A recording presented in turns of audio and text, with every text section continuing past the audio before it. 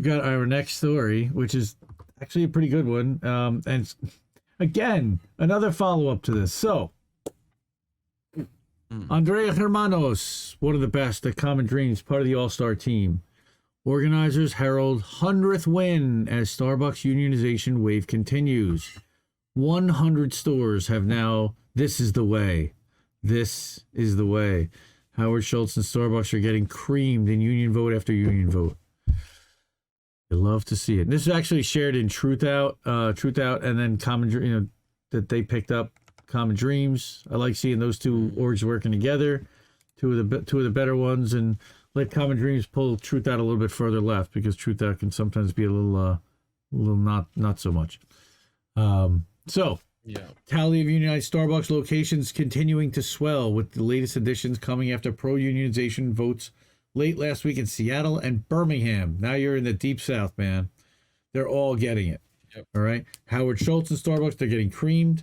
That's what labor journalist Steve Greenhouse said.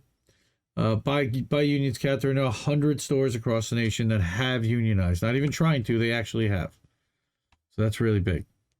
All right. This has got bunch of slides. They were getting like soy milk instead of like creamed, right? You know, more inclusive to like people who are like lactose intolerant. Come on, God.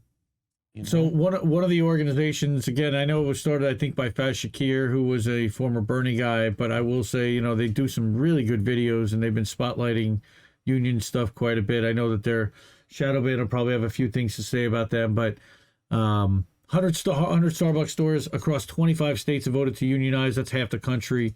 All right, workers in Seattle were the 100th to unionize. Follow at SB Workers United. They've won an astounding 88% of elections decided so far. Again, first of all, it helps that the company treats their employees like crap, and that their requirements are incredibly high. And it's kind of funny, I got into our Twitter arguments with people about, and it wasn't really people. Turns out that they're all pretty much bots, that they're not real people, and they have 9 followers for 2 years or 8 years, and they're just pouring coffee and blah blah blah. Yeah, right, I remember. Right, unskilled workers, right? If they want to be skilled, they do whatever. But okay, so milestone was achieved after successful votes Friday at 2 stores in Seattle. East Lake store employees 12-0, and then 6-3 at the Union Station store. All right, so 505 Union Station, a mile and a half away from corporate. I mean, it's right in their backyard. It's just giving them the finger. Birmingham's 20th Street South store became Alabama's first Starbucks to back unionization, 27-1. How'd you like to be that one guy that didn't vote to unionize in the store? Eesh. All right. Here's a shift supervisor declared after the vote, our voices will be heard. Look, they've been the problem is that they're starting to fire these organizing union workers. All right. But now that they actually have organized, and now that they have a union, they can now take them to court with the NLRB and hold them accountable for this.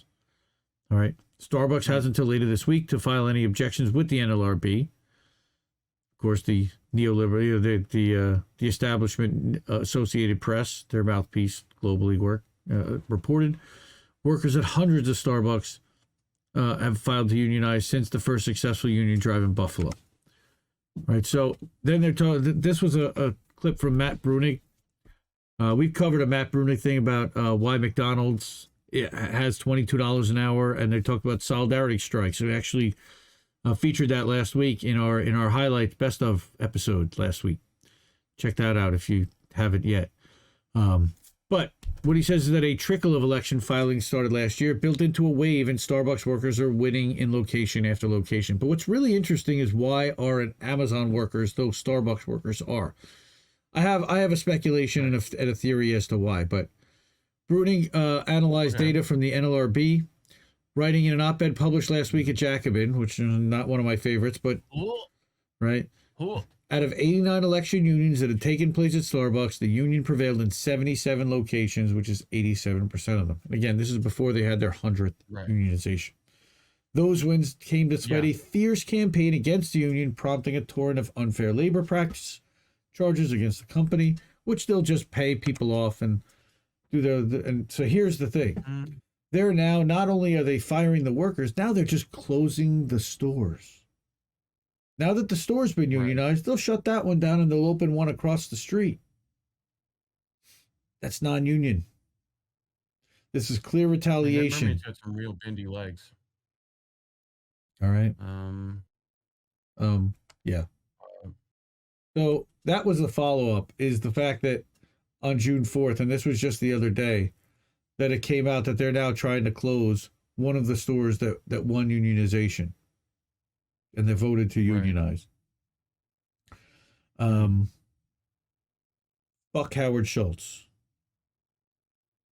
Well, obviously. Fuck Starbucks in general, honestly. Like, their coffee's not that great. It's over roasted. Like, you're paying way too much for it. It's not locally roasted, and it's probably not ethically sourced. It's Boint coffee, as Jackie Mason once famously said. It's Boint coffee. So that is our Starbucks union story, which I thought it was important to cover. And I know that a couple places are covering it, but I do want to make sure that we're spotlighting workers. This is one of the things we do want to showcase and spotlight, and worker wins are really important. And this is where, these guys now. So my theory as to why this is working versus Amazon is because you have so many people in Amazon warehouses that are all that to get them all together into a room and to come really together. At a Starbucks, you're talking again 26, 27, 30 people per location. It's much easier to organize a smaller group of people and get them all on the same page. When they're all getting screwed on their pay, when they're all trying to get the same benefits, and they all understand what this is going to get for them. So I don't know how, the key may be to go smaller within Amazon and go literally like department head by department head, division by division inside the warehouse. I think that's what they started to try to do. But even still, we're talking again, pods of 30 or 40 or 50 people in a warehouse.